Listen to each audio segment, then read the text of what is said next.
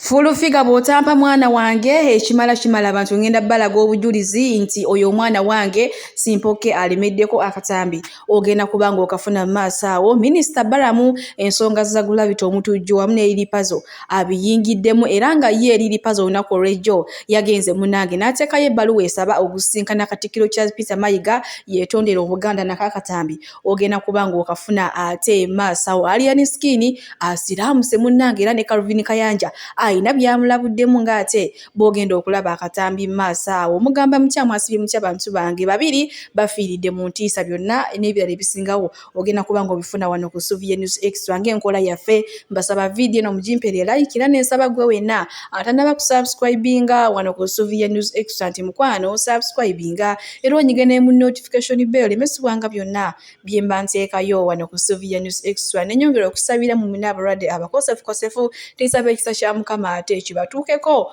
ba mikwalo. Sheikh Ashraf omusomi w'eddwa onono ng'akola ku nsonga z'amaka oyagala kufuna butuuze bweru obanga gwe business so tezitambula bulungi obanga ogobye ku by'okugenda ebweru mukwano nga gwe bakulya buli ssente zokola kintu kimu ennamba ya Sheikh Ashraf Dembe weeri awo ate mukubireko mukwano akulombereddwa ate obulamu bwo togenda kuddamu kwejjusa. Nyongera obajjukiza BF Suma nabo bajjanjabisa ddagala lya butonde era nga bajjanjaba endwadde zonna bakubireko. Munange olunaku lw'ejjo nabayiteddeko emboozi ya Simpoke nga yeewera okuta obwere bwa Fulu figa n'okuta byonna ebyaliwo nga bali mu kikolwa eky'omukwanozi audio kwotaje ne video. Singa Fulu figa guno omwaka guggwako nga tamulaze mwana we n'agamba nti Fulu figa eno mu bantu abeera kirala kyokka ate wabanga tali mu bantu adde eyo n'amutiisa n'ayagala okumutta n'amugamba koogeza n'oyassa ekyama nti ono omwana gwe nnina wuwo munange ngenda kukutta ate nkumye ne famire yo. Kati ye Simpoke agamba okufa lumu n'obutanyagwa lumu n'okugamba agambye byonna yagenda kubita awulira yeetamiddwa ayagala kulaba mwana we.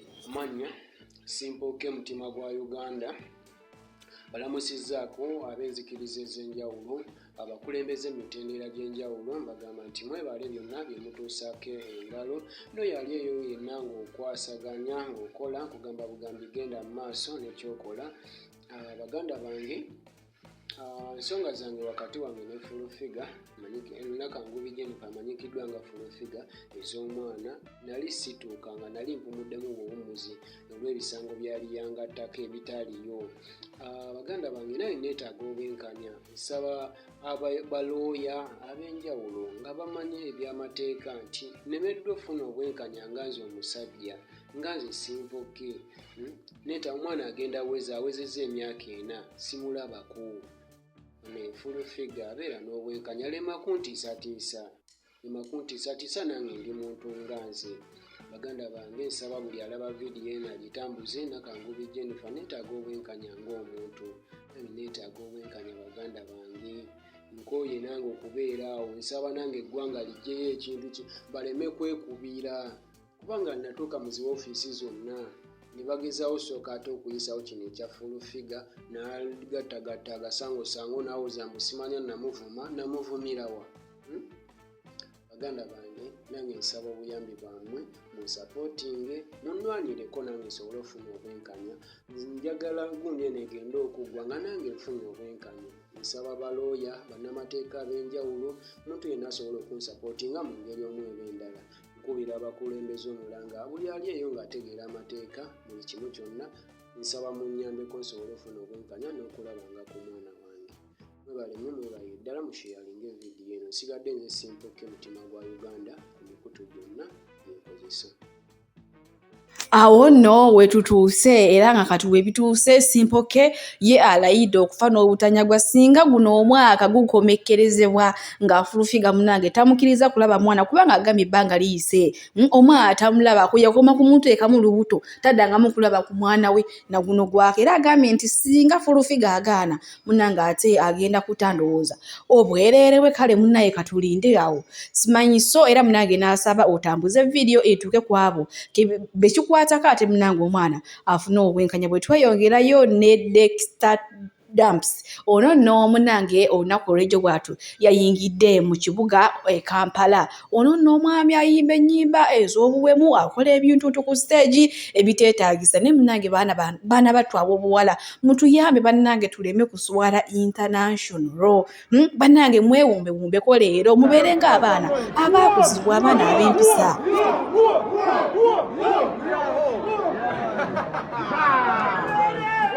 Bwe tweyongerayo munnange Eddie Kenzo anoonya famire y'ono omwana ate munnange ayagala ayambeko ku kano ka baby girl manyi kale kana akatambi tosobola kalaba n'otakwatibwa nnaku sina kindi n'okukaaba bambi kana akaana mami waako yafa kati okujjukira abaana abato bo tebategeera nti omuntu afudde kati kabadde kabeera kasumbuwaabo abaasigalawo bakabagama mundage maama mami aliwa njagala maama nga mutegeera abaana abato munaye kwe kusalawo ne bamulaga entaana ye kati ko kayimiriddeawo kamanyi maama waako yeebase agenda kugoloka oba ajja akakwate oba ajja endowooza gamba byokko ngako bye bikali mu bwongo naye nga Eddie Kenzo era anoonya famire y'ono omwana ayagala ate munnange bambi abeeko ebintu byabawo bakali nkwatirako gy'abeera abakwatirako munnange bwe tweyongerayo ewa Cindy ono nno munnange ne Mr. Okuyu olunaku lw'ejjo era nga babadde baweza anniversary yaabwe ey'emyaka 3 munnange obufumbo si bwangu ne wabeera mu relationship olunaku lumu ne mwekyawa tugeze mwekwanye ku makya ne mwekyawa ekawungeezi banagira era n'obwogi tuwazizanga si byange ebintu bya laavu naye ye munnange Cindy Sanyu myaka 3 kati ng'ali n'omwami oyo ate nga wobalaba naye ekifaananyi ekyo kino kyenkuteereddeawo ng'ali ne Jackie Chandiru kyatambudde nnyo era nga bakyekwasiza olunaku lw'ejjo naye nga Cindy Sanyu alabika nga akaddiye ng'alabika bubi munnange abantu ne bagamba ebyokuyimba biveemu ensiike y'ebyemizannyo abyesomye nti kubanga ekipawa takyalina musooka omulabe yenna waafaana si bigambo byange nange embijja egyo mubyogeredde n'enzija ate nembe baleetera wano ku Sylvia News Extra nga woomulabaawo kyo kale kyamulabisizaamu bubi we tweyongerayo ku nsonga za Gravity omutujju wamu ne Ripazo Gravity Ripazo olunaku lw'ejjo bw'atyo yagenze ate n'awaayo ebbaluwa ewa Katikkiro munnange emusaba amusinkane yeetonde era nga ye minisita w'abavubuka Balamu avuddeyo n'ategeeza nti Gravity omutujju ne Ripazo bagenda kusigala nga bayimba naye agenda bateekako komenti nga bagenza okuyimba tebalina kuyimba nkudi wamu n'omunyongo w'eggulu ezo ennyimba tebalina kuziyimba naye nga tebagenda kuzitoopingibwa ate butayimba kubanga mu kuyimba okwo mwe balabirira famire zaabwe n'abantu abalala ate ab'enjawulo akatambi kayina mu maaso wano ng'annyonnyola katusabe tulabe minisita Balamu ate tusobole okweyongerayo ba mikwano n'agaleero. Sobola kulekerawo okulanga Gravity oba Ripazo olwa bye bayimba naye nja kubawabula mbagambe mbawadde omulimu naye toyimba nkudi toyimba kwepica kuba enkudi nalabye vidiyo ng'alika muri Ripazo omuto wange Lunabe nga bwana buli ku stage nga buli mu kwekolera ku stage ebintu ebyesitaza.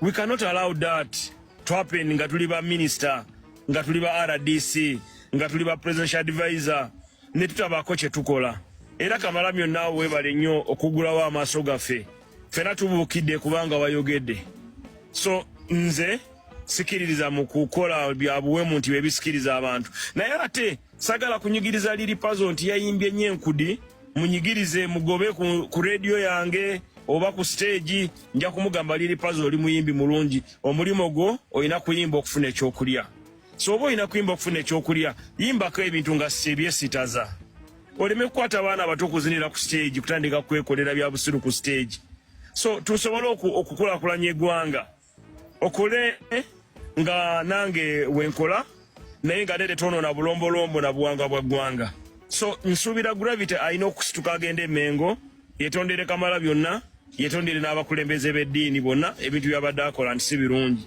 nze ndi omu kwayagala ba artist naye artist omuntu omukulu wakugambako tokera ku makya n'omuddamu n'omuvuma oba n'omujolonga n'omufuula nga atategeera it is improper so Uganda Cultural Center UNCC nja kwogerako n'akakiiko ako wamu ne akakiiko ka Eddie Kenzo ngenda kwogeramuko nabo mbagambe bw'obanga omwana akoze ensobi tomusibira wabweru n'omuma emmere kubanga ayinza n'okwetta nti banyimye emmere so tubabudebudu tuba kansolinge tubawe chance eyimba tugambe ba DJ nti watandika enkudi mujeko watandika bino enyimba ze tuba tubaninga Uganda Communication Commission still ewandikire radio zonna zine nyimba wamanga tuzibanize ku mpewo za radio so omulala aleme kuziyimba kuba bwe tunaziyimba n'oyimba nkudi enkudi nze naye sigimanyi bwe bateseka enkudi nga ndaba show Kamuli nga bali Kamuli mu kisaawe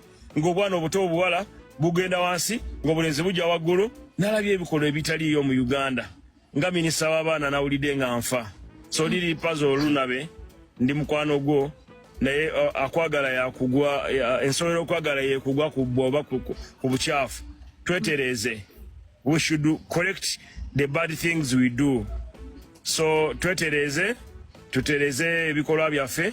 Tereze n'ebishi byonna bye tukola. Bwatyo munnange Minisita Balamu bwavuddeyo okakasa ku nsonga za Gulabito omutujju wamu ne Liripazi era nga bagenda sigala nga bayimba. Kale bwe tweyongerayo era nga ye omuyimbi Liripazi olunaku lw'ejjo munnange bw'ati ate yakiise embuga e Bulange Mmengo n'awaayo ebbaluwa esaba okusinkana Katikkiro Charles Peter Mayiga ate munnange yeetondera Obuganda olw'ebigambo ebibi bye yakozesa ate kw'otadde n'abaana abazadde kubanga yavaayo n'ayogera ebigambo ebiteetagisa ate nga kituufu yayimba oluyimba lw'enkudi oluwemula akatambi akalaga nakabateerako emabega kawunduza nnaku ziyiseewo nga 2 yali ali ku stage ng'abantu bali mukola ebintu eby'obukaba ku stage kwennyini.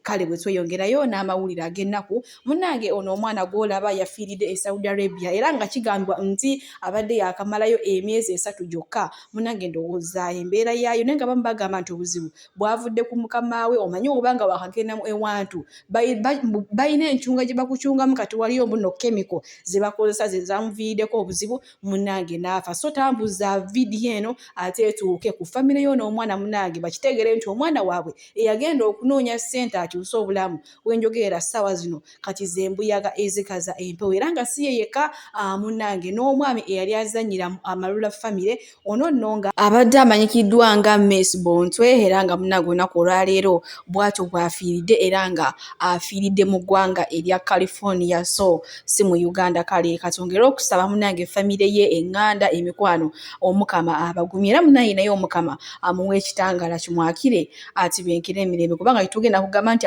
amusonyiwa ebyamusobako gwe kennyini gwobe yatulira ng'okyali ku nsi naye kasita omala okufa bw'oti n'oba nga tokyasobola kwatula mwabasigadde ku nsi newe musiiba nga musaba ne musula nga musaba nti mukama musaasire ebyamusobako kiba tekikyasoboka kubanga gwe omuntu gwe kennyini gw'oyatula ebibibyo. Kale bwe tweyongerayo ne Alien Skin munnange ono n'olunaku olw'ejjo yasiraamuse emabega kaawo Alien Skin nga yakava mu kkomera ayina akakofiira oba gye bayita entalabuusi oba gye bayita batya yayambala nga keeru n'agamba nti sayini eraga nti agenda kulaki kusiraamu. Kati tugamba bya Alien Skin abyogedde amaze munnange omwana tu era abitegeeza era ng'olunaku lw'ejjo yasiraamuse era kati munnange oyo gw'olaba sheeka oba sheeka kati ani simanyi nakumanya katambi ngenda kubanga konna akakuteerako mu maaso awo kuva we byatandikidde paka gye byasembedde nange nasooka nkuwe Calvin Kayanja ng'ate amulabula eddiini y'obusiraamu eno gyayingiddemu n'abantu amulaga abeefuula nti bamwagala kumbe bamunoonyako masannyalaze ge Alien Skin bakuleetanga road mmeeya w'ekibuga Kampala 2026 yeddiru gye mulina n'empuuga era nze seewuunya nnyo bw'oyatula obuyisiraamu kubanga nti manyi nti kyankizo nnyo eri abayisiraamu balina chances nnyingi ku kifo ekyo olw'abayisiraamu abangi abalondera mu kibuga Kampala. Ze kaadi ze muzannya naye weegendereza abantu abo era weebuuze nnyo lwaki baagala okutaapinga ku masannyalaze go. Bwe baba bavuma Kyagulanyi omuyimbi ng'ate gwe bakuleetanga omuyimbi mu byobufuzi njagala weegendereza abantu abo beeyubulanga misota bayuuza. Weebuuze nnyo bonna be bazze bawaana baliriddawa baafa. Dr. Kizza Besigye yafa lwaki tebamusimbawo nga pulezidenti bo lwaki baddukira nnyo buli awali akasannyalaze okwakiivinga goals zaabwe ez'ebyobufuzi. Nsaba otuulaawo wekkaanya abantu bano bakuleeta mu mutima ki era lwaki kati be bamu bwe badde eri waga nti abadongo tebasobola byabufuzi lwaki bafulontinga ggwe era baagala kukuleetanga road mmeeya wa kibuga Kampala. Nsaba oleme kulwana ntalo z'abantu bano kuba kyekintu kyabwe bakireeta lwa busungu tebalina agenda nnungi tebalina ggoolo yaabwe esimba okuleka okulwanisa Kyagulanyi. Kyekituufu kyenjagala okugamba muganda nga Alien Skin ekifo ky'obwa road mmeeya ojja kukiwangula kubanga ng'abavubuka ba ghetto tukukkiririzaamu era tukuwagira ojja bakunga bajja kukulonda naye bano abataapinga ku masannyalaze go ekigendererwa kyabwe ki. Nsaba otuulaawo mu Fangoni Forest Kabiro olowoozeemu oleme kulwana ntalo kuba zino entalo ze zigenda kumaliriza nga mulimu n'amalogo. Mugenda kubaamu omuntu wafa wakati wa Kyagulanyi n'abasajja bano nze nkubuulira ebintu bino bye balimu olutalo luno lunene okusinga bw'olulaba baleme kukubisa teeke. Nsaba olowoozeemu era bargaining power yo ebeere waggulu kubanga bano abasajja bayuuza. Lwaki bataapinga ku masannyalaze go? Bayinza okukulimbalimba n'akafo k'obwa road mayor mu Kampala gwe n'obayisaawo ku bifo byonna bye baagala. Era lwaki bakikola kati? Bakategeera kati nga bamaze okubagoba mu noopu. Kati baleme kulwanisa ntalo nakuza. Ngenda kubaze mbawa bwino manyize Calvin bwenti bwe mbagamba. Naye yonna alien skin gy'olaga ndabayo. Naye kwe manya tukukkiririzaamu ojja kwakivinga obwa road mayor ogenda kubulya. Naye bano abataapinga ku masannyalaze go. Abalungi abatuuliriza era abatulaba olunaku olwaleero tukyaddeko ewa Sheikh Ashraf Dembe. Sebo nsanyusa okubalaba. Amannya agange ye Sheikh Ashraf Dembe akola ku bizibu by'enjawulo. Omuntu singa aba alina ebirwadde musomereddwa tunywa amazzi ga lukuya nga bw'obadde ogalaba tugenda abantu ku kyoto ne twokya emizimu emibi egibabaamu n'okulomba edduwa. Abantu singa abeera ng'ali wano atuuse sobola okumulombera edduwa ne waba atatuuse nga mpadde amannya ge naye ng'ali wala. Neetaase enamba yange yeeno eri 0707763711. Nammwe bannyinaffe abali ebweru oyagala okuba nti oyagala okulombera ku dduwa ng'olina ebizibu viza zibuze amaka gakolongotana sente zikola zimpita mu ngalo ojja kumpeereza ekifaananyi kyo n'amannya go ebyo byokka bijja kummala nja kukulombera edduwa ojja kutereera. Olunaku olusembayo mu mwezi mba n'edduwa ey'awamu ffenna n'abalwadde bange abakadde n'abapya. Salaamu alaikum warahmatullahi wabarakatuh. Tukyeyongerayo ne Aryan Skin munange Calvin Kayanja nga mukwano gwe amulabudde n'amugamba nti munange abantu abeefuula nga bakwagala bantu bankwe nnyo bagenda kwekyusirizaako mu kiti nga mbazi. Era nga Aryan Skin omwaka 2026 agenda kuwa road mayor mu kibuga Kampala bannange wetuli kale. Era amaaso wano agenda kuteera Aryan Skin ng'ate asiraamuka kwegamba nga atukuzibwa okudda mu ddiini y'obusiraamu. Bannange abasiraamu munansonyiwa kyenjogedde ekituufu okutukuzibwa naye tugendera bakasita byonna bisigala bya Mukama. Ate Aryan Skin amazina akomplaininga ku Sheikh Kitimbu munnange tamwagala amuzala wana yesigenda batira kwa video mweno video ngenda batira kate ku video eddako wengendo baletira emboozi ya Aryan Skin wamu ne Sheikh oyo gwa complainize ko mbu tamwagala amogera ate la ilaha illallah Muhammadu Rasulullah Nuru salamu alayka fayuka la ilaha illallah la ilaha illallah Muhammadu Rasulullah Nuru salamu alayka la ilaha illallah la ilaha illallah Muhammadu Rasulullah Nuru salamu alayka la ilaha illallah la ilaha illallah Muhammadu Rasulullah Nuru salam Nuru salam alayka Nuru salam alayka Chimeke salam alayka Chimeke salam alayka Chimeke salam alayka Chimeke salam alayka Aryan salam alayka Aryan salam alayka Julio salam alayka Julio salam alayka Shabik salam alayka Shabik salam alayka Shabik salamu alayka Shabik kalamu alayka Kabadiya salam alayka Kabadiya salam alayka la ilaha illallah la ilaha illallah Muhammadu Rasulullah Nuru salamu alayka la ilaha illallah la ilaha illallah Muhammadu Rasulullah Nuru salam Nuru salam alayka Nuru salam alayka Chimeke salam alayka Chimeke salam alayka Papariyen salam alayka Papariyen salam alayka la ilaha illallah la ilaha illallah Muhammadu Rasulullah Nuru salam alayka Takbir Allah Akbar Takbir Allah Akbar Takbir Allah Akbar Wanda Allah Akbar ariyo yokko amani Takbir Allah Akbar Allah Akbar Takbir Allah Akbar Takbir Masha Allah Masha Allah c'est comme faire tura tuko tura Chiringamu very serious. Come on. So kama fo yogera nyo mwongero. Yogera nyo mwongero ati tutole shahada oba tulingira tugitolerawo. Okay. Banda lunaku olwaleero olunaku lugenda kunkabya amaziga naye Allah ngumye aliyeni agenda kusiramu kasawa zino atudde agenda kutola shahada. Allah akbar. Kiringemu. Allah akbar. Aliyeni otuwadde ekirabo olunaku olwaleero kyamaanyi kubeera nga baseeka bonna oyisenze nze abakutoza shahada kuyingiza eddiini y'obusiraamu otisa omuguwa gw'amaanyi saba Allah akimenze ffenna essanyu ly'amaanyi olunaku olwaleero kino kyotuwadde aliyeni tusangika oba bakuyita ki ffe tukwagala mu mbeera gy'olimu tukwagala aliyeni skin we love you so much because oyambye abantu bangi tebamanyi kyoweetise tebamanyi kyoyina naye twebaza Allah olunaku olwaleero lwatuwadde kubeera nga tukyayiddeko papa Kimenke kubeera nga ayingira eddiini y'obusiraamu agambye tuyinda kirala wabula kansiramuke atule shahada inshallah naye ebirala bannaayi nammwe abatulaba ku midiya byakwata mpola ali entagenda kuyingira busiraamu ate omugambe tandikirawo kino mpola awo nga twegenda okuva awo mpola awo omusiraamu agenda okwefuula Allah kati awo nga twezigenda okukola ki era twali Allah mumanyi otegera omusaawa imaamu yefuula Allah mwana omutegedde kitayagala ekituufu kyogera kituufu mateeka g'eddiini Allah mumanyi ate Allah abeera ku mutima Allah kulo kwali abantu oboogera kino n'obakola ki naye Allah wo ng'oyimiina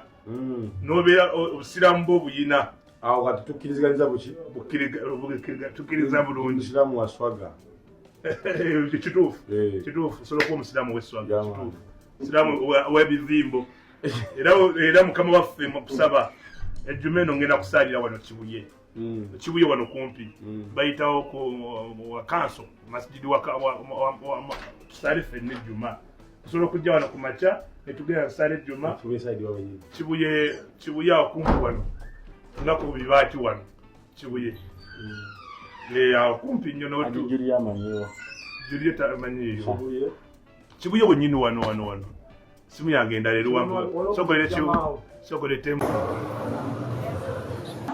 nze musawo Namaganda Sylvia era nga ndi musawo omutendeke ate era nga nkola n'ekitongole kyebayita Bright Future Superior Unique Manufacturers ebirungi kikola eddagala erya habo nga lirya 100% natural. Alina osteoporosis, alina rheumatoid arthritis, alina ebirwadde by'emitawaana bya joints, omugongo, afunye accident, bannange byose byenjawulo. Kaddio kitegeeza omutima, fasitula kitegeeza era olina omuntu takyajjukira ebyavudde oluusi yeerabirayo, alina alzheimer's, memory loss, olina omwana takola bulungi mu kilaasi, bannange omuliza akyankalana eddagala likola bulungi ku baana. Tulinamu katinga kano bayita prostate relax. Kano akadagala kayamba abaana okutangira prostate cancer, kabayamba alina prostate enlargement, bannange olina kansa atandiikiriza ali mu stage esookuba ey'okubiri. Mugambe oba sisitawo oba bradawo oba mukwano mugambe ajja kusanga ddala kafe kano tagenda kuddamu kulowooza ku ebyo ebirwadde. Enkwaso ze tezimala kamuyamba okuyingiza enkwaso ze nokuzaawo. Bannange tulina expowerman bw'abanga alina enkwaso ze tezimala kano kayamba okuyingiza enkwaso ze afuna premature ejaculation bw'aba tuse mu kisaawa amala mangu kano kandida oba any harmful bacterias